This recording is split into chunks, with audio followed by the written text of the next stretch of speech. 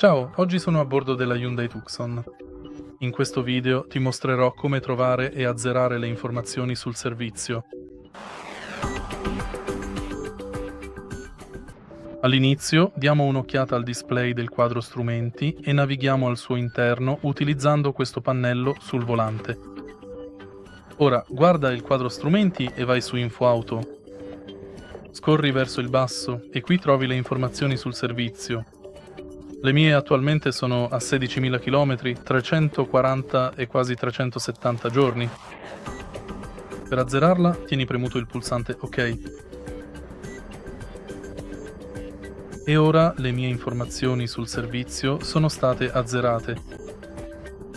E fondamentalmente è tutto qui. Se hai trovato utile questo video, lascia un like, un commento e iscriviti al canale.